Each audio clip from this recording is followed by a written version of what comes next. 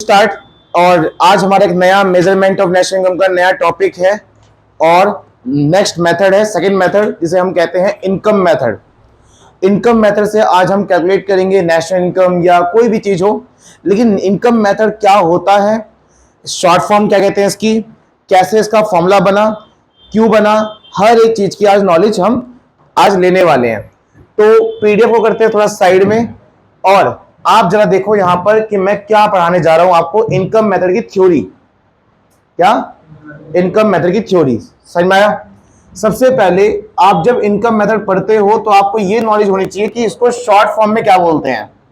क्या बोलते हैं इसको शॉर्ट फॉर्म में? एनडीपीएफसी। ठीक है, अब बोल सकते हो जब मैं कोई चीज रिपीट करूं तो आपको बोलना भी है। क्या बोलते हैं इनकम मेथड को शॉर्ट में? एनडीपीएफसी। फुल फॉर्म पता है आपको इसकी? Net domestic product at factor cost. बोलना, net domestic product at factor cost. Clear? Net domestic product at factor cost. Income method को शॉर्ट में एनडीपीएफसी कहा जाता है, इसे याद कर लो। क्लियर? अब बात यह है कि इनकम मेथड का जो भी फॉर्मूला है, क्या वो हमें फॉर्मूला रटना है या हमें बनाना भी आता है? हाँ, हम न्यूमेरिकल को मतलब इसके फॉर्मूले को बना भी सकते हैं। कैसे बनता है? अगर मैं 11th क्लास में जाऊं तो 11th क्लास में हमने एक फैक्टर ऑफ प्रोडक्शन पढ़ा था, जो कि हमने इस फर्स्ट चैप्टर में पढ़ा था, है ना? फैक्टर ऑफ प्रोडक्शन क्या क्या होते हैं? Land, labour, capital, entrepreneurship. ठीक है, ये 11th क्लास में पढ़ा था और 12th के फर्स्ट चैप्टर में पढ़ लिया था। क्या होता है पता है? ये किसी बिजनेस में तुम क्या लगा रहे हो? लैंड, लेबर, कैपिटल, और इससे तुम कुछ कमाते भी हो। और क्या कमाते हो इससे? जमीन पे क्या कमाते हो? रेंट। क्या? लेबर पे वेजेस, कैपिटल पे इंटरेस्ट, एंटरप्रेन्योरशिप पे प्रॉफिट। ये तो बेसिक नॉलेज है जो कि 11th क्लास में बताई गई थी।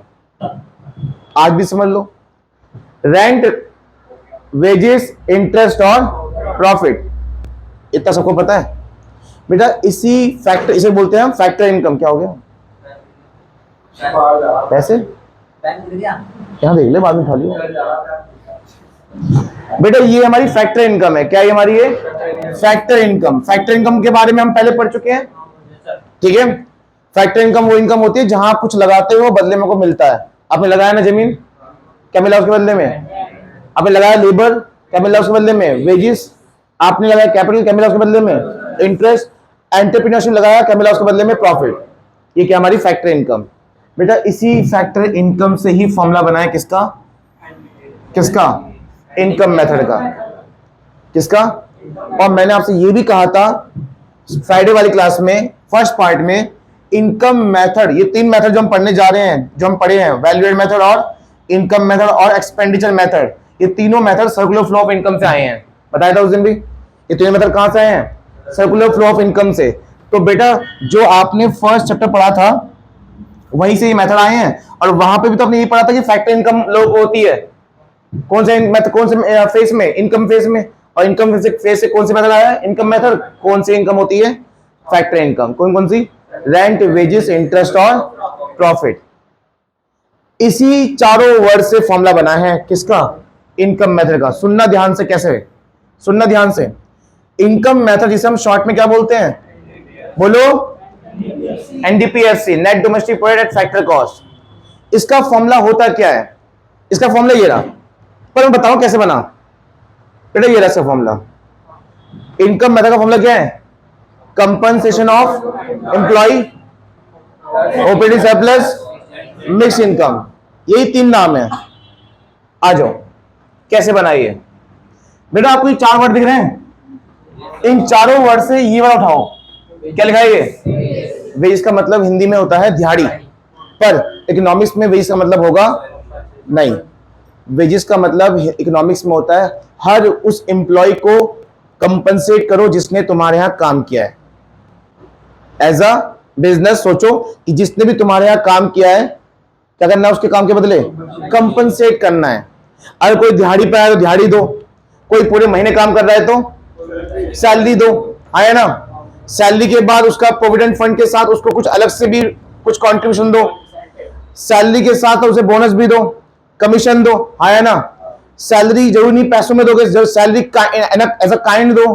काइंड मतलब कि आप कहो कि तुम्हारे बच्चे की फीस हम भर देंगे, तुम्हें हम रूम दे रहे हैं, रेंट पे तुम कहीं और रहते, हम दे रहे रूम, लो इस पे रह जाओ। तो यहां भी उसको कंपनसेट किया जा रहा है, पैसे दे रहे हैं, क्या दे रहे हैं? Salary as a kind, salary as a kind. तो सैलरी और वेजेस क्या सिर्फ कैश में होती है? सैलरी वेज क्या सिर्फ कैश में ही होती है? काइंड में भी हो सकती है ना, हो सकती है। कि मान लो तुम इतने दूर से हमारे बिजनेस में आते हो, अपने यहाँ जॉब करने आते हो, चलो एक गाड़ी तुम्हारे लिए, सिर्फ आना है और जाना है, बाकी गाड़ी हमारी ही रहेगी। तो यहां पे उसको क्या दिया हमने? एक ऐसा अलाउंसेस दे दिया, ट्रैवलिंग अलाउंसेस, या फिर उसको मदद कर दी। वो काम कर रहा है इसलिए दे रहे हो तुम, या फ्री में दे रहे हो? काम कर रहा है इसलिए दे रहे हो ना। तो उसके काम के बदले तुमने से क्या करा? कंपनसेट किया। क्या किया? तो इसका पहला डब्ल्यू से आएगा कंपनसेशन ऑफ एम्प्लॉय। ये तो रहा कंपनसेशन ऑफ, क्या है ये? डब्ल्यू। क्या है ये? W, wages. समझ में आया? अच्छा, इसके अंदर कुछ पॉइंट आएंगे, पर रुक जाओ अभी। फिर आता है बच्चे, अच्छा पहले से पढ़ लेते हैं। कंपनसेशन ऑफ एम्प्लॉय में अगर तुम्हें वर्ड नहीं दिखता आपके क्वेश्चन में कि सीओई नहीं मिल रहा, सीओई मिल नहीं रहा है, तो आप क्या करोगे? आप इसमें ढूंढोगे वेजेस एंड सैलरी और प्लस इंप्लॉयर कंट्रीब्यूशन। क्या? Employer contribution. अब समझ लो ये क्या होता है बेटा, इसका मतलब समझ में आ गया था? समझ में आया इसका मतलब क्या होता है? आप अपने एम्प्लॉय क्या कर रहे हो? कंपनसेट कर रहे हो। आप अपने एम्प्लॉय कर रहे हो, कंपनसेट कर रहे हो उसके काम के बदले। अगर ये पॉइंट आपको बुक में नहीं दिखा मैनुअल करते वक्त, तो आप क्या ढूंढोगे? इसका मतलब तो यही होता है, इसका मतलब तो यही होता है ना। क्या लिखा है? Veg and salary. वेज भी हो सकता है और वेज एंड सैलरी कैश में भी और एज अ काइंड में भी, ये भी इसमें आता है। ठीक है, समझ में आ गया? अच्छा, अगर मान लो लिखा हो मेडिकल अलाउंसेस, यही है मेडिकल अलाउंसेस, यही है ना। एजुकेशन अलाउंसेस यही है, समझ में आया? तो जरूर नहीं इसी नाम से हो, कुछ और नाम से हो सकता है, तो आप समझ जाना। मैंने यहाँ पे नोट्स में दे रखे हैं, मैं पढ़ाऊंगा भी। अब ये क्या चीज है? Employ contribution. बेटा एग्जाम में एक बार क्या हुआ था, एम्प्लॉय की जगह एम्प्लॉय आ गया था। एम्प्लॉय कंट्रीब्यूशन क्या आ गया था? एम्प्लॉय।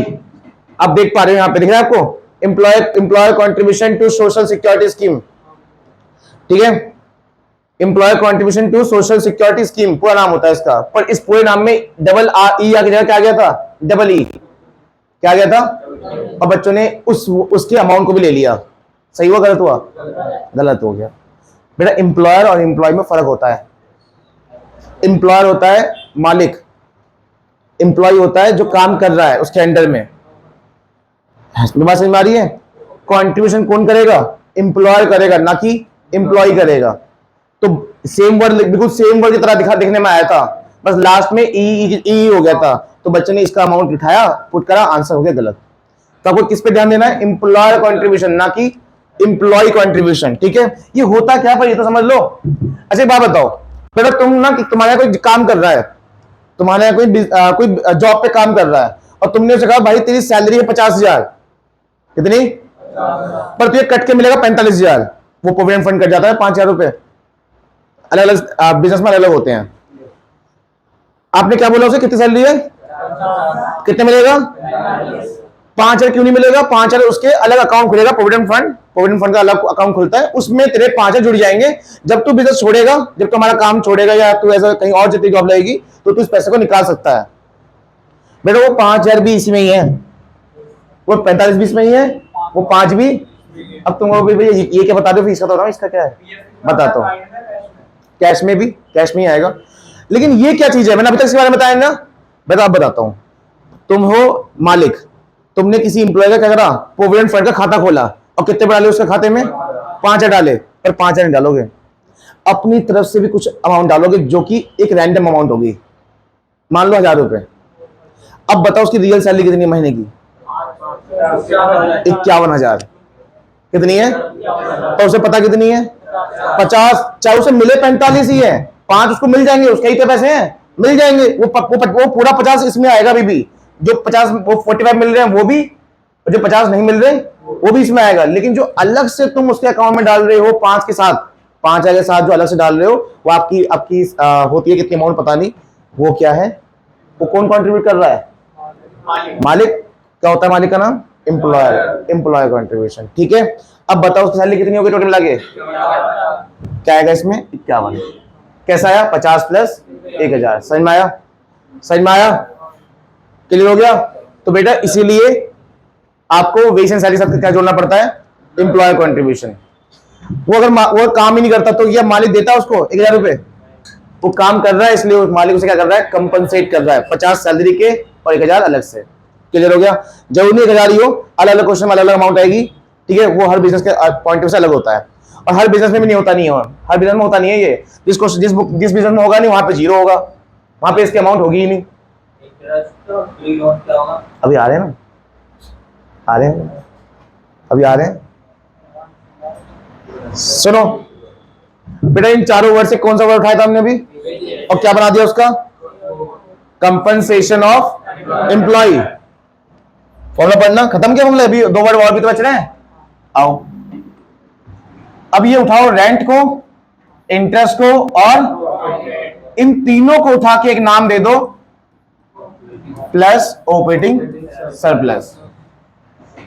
क्यों इन तीनों को उठा के आपने ऑपरेटिंग सरप्लस में क्यों रखा? क्योंकि ऑपरेटिंग सरप्लस का मतलब जो बताने जा रहा हूं ना, आप कहोगे कि हाँ जो इसका मतलब है उस मतलब के हिसाब से तो इसमें तीनों चीज आनी चाहिए। अब सुन लो इसका मतलब क्या होता है। ऑपरेटिंग सरप्लस का मतलब होता है कि अगर आपके पास कोई एसेट्स है और उस एसेट्स को आप ओन करते हो, मतलब आप उसके मालिक हो या आप उस एसेट्स को कंट्रोल करते हो, तो आप उस ऑनर से, ऑनरशिप से और कंट्रोलशिप से जो पैसा कमाओगे वो कमाई किस में आती है? जैसे तुम्हारी कई बिल्डिंग है तो तुम उसे ओन करते हो, क्या कमाओगे उससे? रेंट। रेंट है ना, रेंट। उसमें ऑपरेशन का मतलब क्या है? कि वो इनकम जो से तुम अपने ऑनर से कमाते हो, एज अ ऑनरशिप से कमाते हो या कंट्रोल से कमाते हो। कंट्रोल, पैसा जेब में है, ऑनर भी हो, कंट्रोल भी तुम्हारे हाथ में है ना। उस पैसे क्या करा तुमने? किसी कहीं लगाया था कैपिटल? क्या लगाया? कैपिटल लगाया कहीं पे और क्या कमाया वहां से? क्या कमाया वहां से? तो वहां पे एज अ आप अपनी एसेट को कंट्रोल कर रहे हो। समझ में आया? तो जिस चीज से आप ऑनरशिप और कंट्रोलशिप से कमाते हो वो सब इनकम कौन सी होती है? तो आप रेंट भी ऐसे कमाते हो, इंटरेस्ट भी ऐसे कमाते हो, एंटरप्रेन्योरशिप जो आपकी स्किल्स है, आप कैसे उसे स्किल लगाओगे नहीं लगाओगे, उससे जो कमाते हो क्या होता है वो भी किसमें आएगा? ऑपरेटिंग सरप्लस में। लेकिन अभी भी एक पॉइंट रह गया इसमें, रॉयल्टी। आओ इसके कितने पॉइंट होते हैं देखो जरा बच्चों। ये है पिताजी और इनके 4 बच्चे हैं। एक हो गया रेंट, क्या हो गया? एक हो गया इंटरेस्ट, सुन रहे हो? एक क्या है? एक है रॉयल्टी। रॉयल्टी, रॉयल्टी क्या होती है? वैसे रेंट और रॉयल्टी एक में नाम में आते हैं, पर रॉयल्टी क्या होती है? पता है रॉयल्टी क्या होती है? बताता हूं, सुनो। जैसे आपके पास इकोनॉमिक्स की बुक है ना, संदीप गर्ग। संदीप गर्ग राइटर है, छापने वाले भी संदीप गर्ग है क्या? नाम बताओ जिस छापा है। DN publication. डीएन पब्लिकेशन एक कंपनी है जो संदीप गर्ग की लिखी हुई बुक को क्या कर रहा है? छाप रहा है, हाँ पब्लिश कर रहा है, मतलब प्रिंट कर रहा है और तुम तक पहुंचाता है। ठीक है, उसकी प्राइस भी है 600 मान ले। 600 हर एक बुक का एक छोटी सी अमाउंट किसके पास जा रही है? संदीप गर्ग के पास भी जाती है। हालांकि प्रॉफिट तो डीएन पब्लिशिंग कमाता ही है, पर हर एक बुक का एक छोटा सा अमाउंट संदीप गर्ग ने एक बार बुक लिखी और छोड़ दी, तब तो सुन लो, संदीप गर्ग ने एक बार बुक लिखी और बुक लिख के किसको दे दिया? डीएन पब्लिशर को दे दिया, और डीएन पब्लिशर ने बहुत बड़ी अमाउंट दोगी उसको कि तुम्हारी बुक हम छापेंगे। लेकिन हर बुक पे भी छोटी छोटी अमाउंट जाती है। समझ में आया? वो छोटी अमाउंट क्या होती है? रॉयल्टी।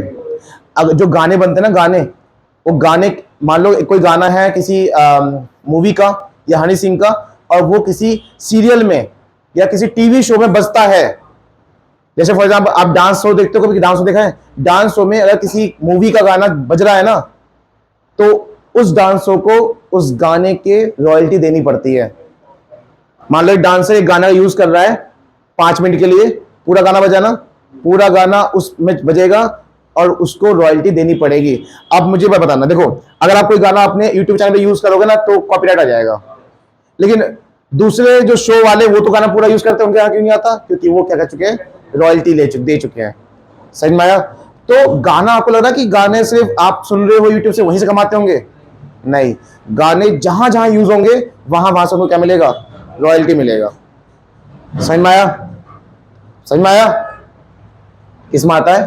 क्योंकि बेटा वो जो गाना है वो कोई उसका ऑनर है, कोई उसका कंट्रोलर है, और उससे वो क्या कमा रहा है? रॉयल्टी। और जो ऑनरशिप से कंट्रोल से कमाई जाए क्या होती है? वो ऑपरेटिंग सरप्लस। क्लियर हो गया? क्या क्या बताओ फिर से एक बार? रेंट, इंटरेस्ट, प्रॉफिट और रॉयल्टी। तो बेटा अगर ऑपरेटिंग सरप्लस ना मिले आपको क्वेश्चन में तो आपको चार चीज ढूंढनी है, ठीक है? अब मिल जाएगी चार चीज। चार चीज, रेंट रेंट नाम से मिल जाएगा, इंटरेस्ट इंटरेस्ट के नाम से मिल जाएगा, रॉयल्टी रॉयल्टी के नाम से मिल जाएगा, पर प्रॉफिट शायद आपको प्रॉफिट के नाम से किसी किसी क्वेश्चन में ऐसा हो सकता है कि प्रॉफिट प्रॉफिट के नाम से नहीं मिलेगा, तो किस नाम से मिलेगा? तो बेटा प्रॉफिट के भी तीन बच्चे हैं, अनडिस्ट्रीब्यूट प्रॉफिट, कॉर्पोरेट टैक्स, सुन रहे हो? अनडिस्ट्रीब्यूट प्रॉफिट, कॉर्पोरेट टैक्स और डिविडेंड। ये सब मैंने यहां लिखा हुआ है, ये सब लिखा हुआ है, दिख रहा है? प्रॉफिट के तीन बच्चे, कॉर्पोरेट टैक्स, अनडिस्ट्रीब्यूट प्रॉफिट और डिविडेंड। अब समझ लो ये तीन बच्चे क्यों हैं, इसके तीन बच्चे क्यों हैं, ऐसे कैसे ये तीन बच्चे हो गए? फॉर एग्जांपल बताता हूं, तुम्हारे बिजनेस में 50 लाख का प्रॉफिट हुआ, सुन लो, तुम्हारे बिजनेस में कितना प्रॉफिट हुआ? 50 लाख का। तुम्हें पता ही नहीं है, तुम्हें कैलकुलेट करना है 50 लाख के, पता ही नहीं है। तो तुमने देखा अरे यार मैंने लोगों को डिविडेंड दिया था 25 लाख का। डिविडेंड क्या होता है पता है?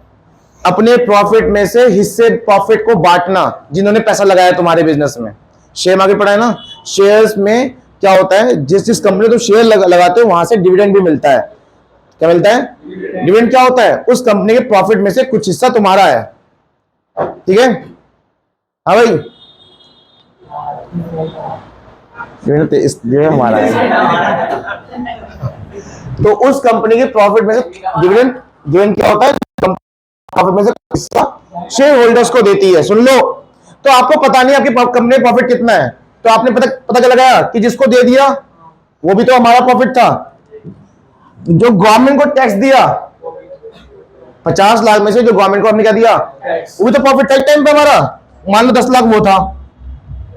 और जो अभी भी अनडिस्ट्रीब्यूटेड है, जो अभी भी हमारे पास रिटेन अर्निंग भी कहते हैं इसको, रिटेन अर्निंग नाम बदल सकता है एग्जाम में या क्वेश्चन करते वक्त, रिटेन अर्निंग, वो अभी भी कितना है?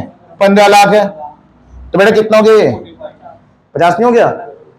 तो 50 कैसे निकाल सकते हो आप? हाँ जी, तीनों को प्लस करके। बताओ तीनों चीज क्या क्या है, बोलो? अनडिस्ट्रीब्यूटेड प्रॉफिट, यहां देख लो, अनडिस्ट्रीब्यूटेड प्रॉफिट, कॉर्पोरेट टैक्स और डिविडेंड। प्रॉफिट के तीन बच्चे। खत्म कोई फॉर्मूला या और भी एक पॉइंट है इधर? एक पॉइंट और भी है ना? अब ये कहां, ये अभी चारों वर्ड तो खत्म हो गए, पर ये चारों वर्ड तो खत्म हो गए, पर अभी भी एक पॉइंट रह गया। क्या? क्यों? अब सुनो ये बात ध्यान से बेटा, मिक्स इनकम में वो इनकम आती है जो लोग सेल्फ एम्प्लॉयड कमाते हैं। मतलब कोई बड़ा बिजनेस नहीं होता, कोई एम्प्लॉय नहीं होता उस बिजनेस में, खुद काम करेंगे तो खुद ही कमाएंगे, नहीं तो कमाई भी नहीं होगी। बहुत सारे नहीं, 100 रुपए भी नहीं, जैसे छोटे मोटे, जैसे कोई रिक्शा चला रहा है, वो रिक्शा नहीं चलाएगा तो कमा पाएगा क्या? इसे कहते हैं सेल्फ एम्प्लॉयड, खुद से कमा रहा है पैसा। कोई किसी के अंडर में काम नहीं कर रहा, कोई इसके अंडर में काम नहीं कर रहा, अकेला पर्सन काम, बिजनेस भी नहीं है, ये छोटा मोटा काम होता है, ठीक है? जैसे छोटा मोटा बार्बर हो गया, तो ये भी तो मेहनत कर रहे हैं, ये भी तो फैक्टर इनकम है। किसमें आएगा? मिक्स इनकम में, ठीक है? समझ में आ गया? तो बार्बर की इनकम या फिर रिक्शे वाले की इनकम या कोई भी जो छोटे मोटे बिजनेस होते हैं, ठीक है, उन सब की इनकम किसमें आती है? मिक्स इनकम में आएगी। क्लियर? आपको फॉर्मूला समझ में आ गया? समझ में आया फॉर्मूला? ये तीन चीज क्यों है, समझ में आ गया? तो आप, ऐसा हो सकता है कि आप एग्जाम में क्या करोगे, मतलब आपको कहीं से नॉलेज मिल जाती कि यार इनकम मेथड का फॉर्मूला क्या होता है, COE plus operating surplus plus mix income. पर आपको यह जानना बहुत जरूरी है कि आखिर ये फॉर्मूला आया कहां से, कैसे बन गया ये फॉर्मूला। अब बताओ, नहीं नहीं, मैं नहीं पूछा। ये जानकारी मिली थी आपको? ये जानकारी मिली थी आपको? नहीं मिली थी यार, झूठ बोल रही है। हम लिखवाए थे ना? कैसे बना ये नहीं बताया था? चलिए ले ले, बताता हूँ और बताता हूँ और बताता हूँ, रुक जा। अच्छा, हमारे पे प्रॉफिट दे रखा है और वहाँ पे हाँ, ये सही क्वेश्चन है। ये सही क्वेश्चन पूछा इन्होंने। एक चीज बता रहा हूँ यहाँ पे, सुन लो। अगर आपके पास प्रॉफिट भी है और इनके ना अमाउंट भी है तो आप इनको इग्नोर कर देना। जब पिताजी सामने हैं तो बच्चों से बात नहीं करनी। समझ में आ गया? और एक चीज, अगर दादाजी सामने हैं तो इनको ही भूल जाओ। अभी बताओ, ऑपरेटिंग भी है, ऑपरेटिंग सरप्लस भी है और साथ साथ डिविडेंड भी है, फिर करोगे से इग्नोर? इग्नोर, सीधा इग्नोर, सीधा, क्योंकि मेन हेड है हमारे पास है। तो क्या इनके बच्चे और क्या ही इनके बच्चे। क्लियर हो गया? ये डाउट था ना? हाँ, चलिए क्लियर।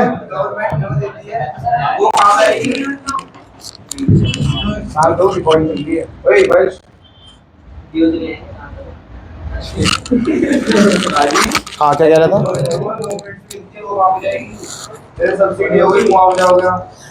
सब्सिडी ट्रांसफर इनकम है, और ट्रांसफर इनकम हमने पहले ही प्रिकॉशन में पढ़ लिया था। वैल्यू मेथड में प्रिकॉशन में ट्रांसफर इनकम नेशनल इनकम में इंक्लूड। हाँ, अगर तुम्हारा कोई बिल्डिंग है और गवर्नमेंट ने उसको ऑक्यूपाइड किया है तो उसकी जो रेंट होगा वो इसी रेंट में आएगा। हमारी बिल्डिंग खरीद ली उन्होंने तो वो इनकम ढूंढना है बेटा, वो इनकम ढूंढना होती है। ऐसी बेचना इनकम होती है? इनकम ऐसी बेचना इनकम होती है? नहीं। ठीक है, तो इनकम यहां पे बात किसकी हो रही है? फैक्टर इनकम की। तो फैक्टर इनकम के अलावा कोई भी आपके पास पैसा आता है तो वो सब इसमें नहीं आने वाला। ठीक है,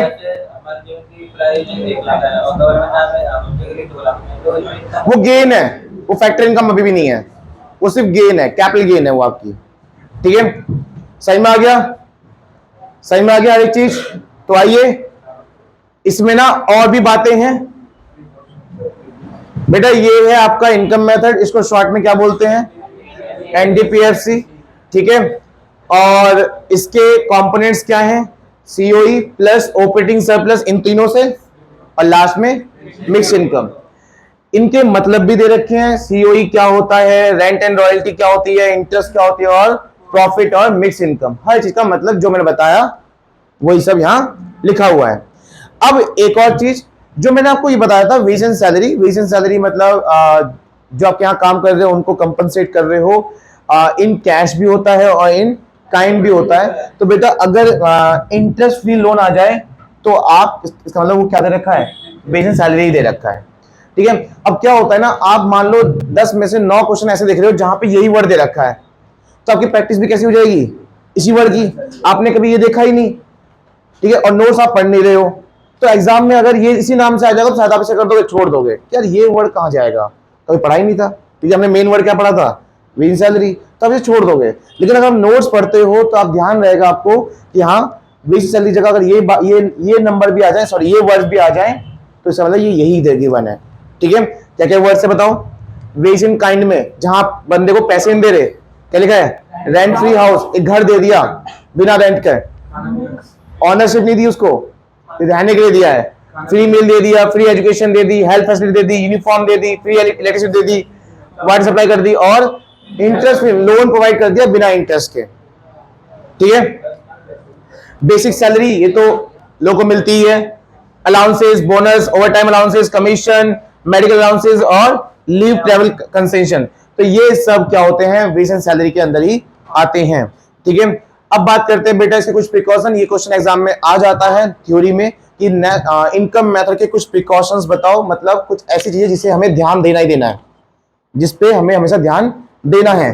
पहली बात, ट्रांसफर इनकम कभी भी नेशनल इनकम में नहीं आएगा, ये हमने सेकंड चैप्टर में पढ़ लिया था। ट्रांसफर इनकम क्या होती है? ऐसी इनकम जो बिना कुछ करे कमा लेते हैं हम। जैसे गवर्नमेंट ने तुम्हारे अकाउंट में सब्सिडी भेज दी, या तुम गवर्नमेंट तुम्हारे दादाजी के दादी जी के अकाउंट में पेंशन भेज दिया, क्या वो गवर्नमेंट में काम कर रहे हैं अभी इस टाइम? नहीं कर रहे, फिर भी पैसा आ रहा है ना। वो इनकम कौन सी होती है? Transfer income. और ये इनकम मेथड में या नेशनल इनकम में कहीं पे भी नहीं आएगा। कैपिटल गेन बताया था मैंने, ये इन्होंने कहा था कि अगर हम पे कोई बिल्डिंग 5 लाख की है और गवर्नमेंट उस बिल्डिंग को खरीद ले या उस जमीन को खरीद ले 10 लाख में, तो जो अलग से हमने पैसा कमाया है 5 लाख एक्स्ट्रा, वो आएगा क्या? नहीं आएगा। कैपिटल गेन भी नेशनल इनकम में नहीं आता। ठीक है। Free service provide by honour, अगर ऑनर कोई फ्री सर्विस प्रोवाइड कर रहा है तो वो आएगा। ये पहले ही पढ़ चुके हैं हम वैलिड मेथड में भी। अगर ऑनर कोई फ्री सर्विस दे रहा है किसी को, ठीक है, जैसे मैं ऑनर हूं और मैं यहां पे किसी को फ्री सर्विस दे रहा हूं, ठीक है, तो वो चीज भी देश की नेशनल इनकम में आएगा, क्योंकि उसकी एक वैल्यू है, उसकी भी एक वैल्यू है, चाहे वो फ्री में हो पर वो वैल्यू है उसकी। दूसरा, income for self consume output is include, अगर आपने कोई प्रोडक्शन में से कोई चीज उठा के खुद कंज्यूम कर लिया या घर ले गए तो वो भी नेशनल इनकम में आएगा। Income for self consumption domestic service, अगर डोमेस्टिक सर्विस है तो income from self consume domestic service, मतलब घर की जितनी भी चीजें होती है ना, जैसे मॉम जो काम कर रही हैं, ठीक है, मॉम जो काम कर रही है हमारे घर में, मम्मी जो काम कर रही है हमारे घर में, जितने भी काम, उसकी एक वैल्यू है, पता है आपको?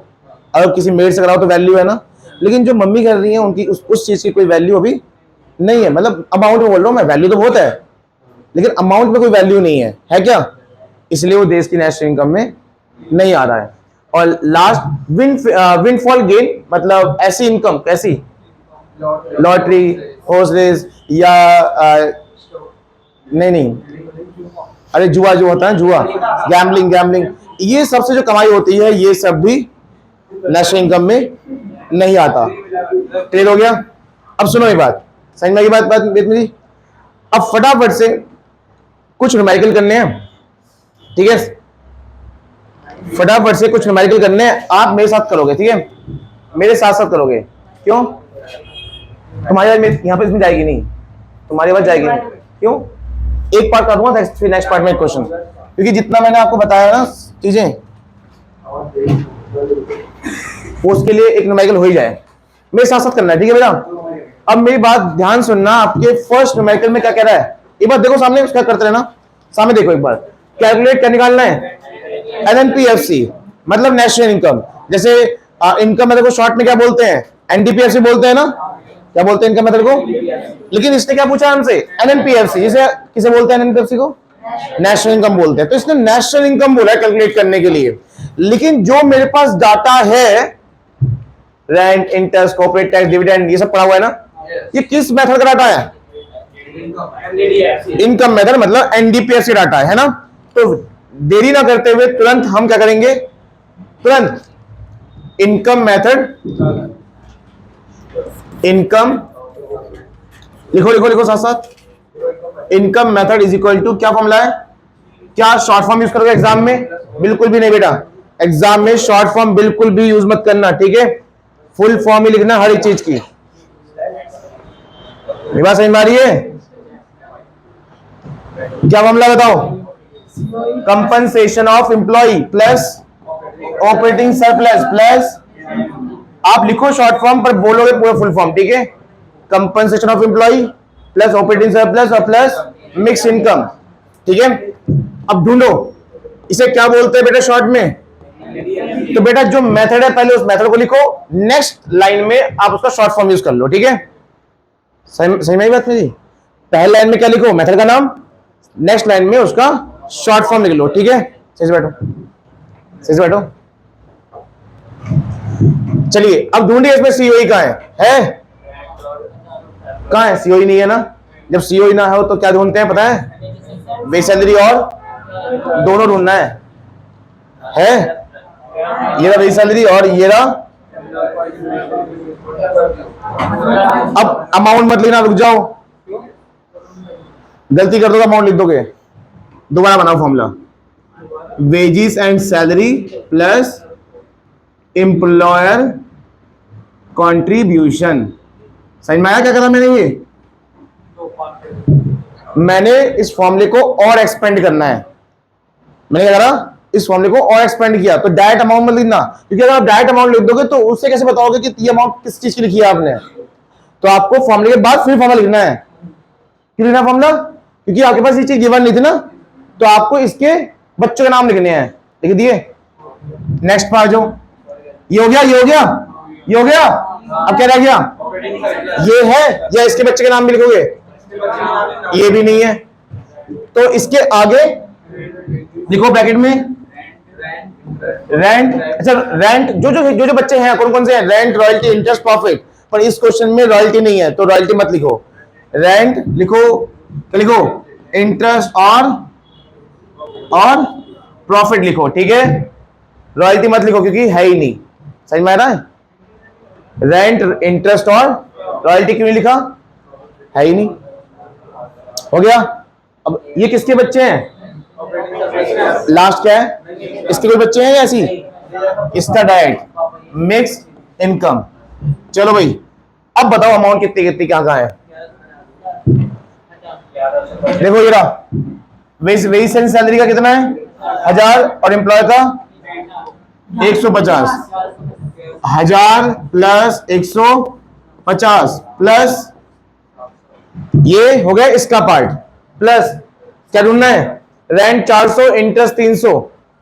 रेंट 400, इंटरेस्ट 300 प्लस क्या ढूंढना है बेटा? प्लस प्रॉफिट है। प्रॉफिट ना हो तो उनके बच्चे आ गए 3। कौन कौन से हैं? कॉर्पोरेट टैक्स, डिविडेंड और अनडिस्ट्रीब्यूटेड प्रॉफिट, जिसका दूसरा नाम क्या है यहाँ पे? Retain earning. तो 100, 200 और 350 हो जाएगा ये। 100, 200, 300 और प्लस 350 कितना हो गया ये? 350। लास्ट में क्या रहेगा? Mix income. क्या मिक्स इनकम है? ये लास्ट में मिक्स इनकम कितनी है? 600। कितना आएगा?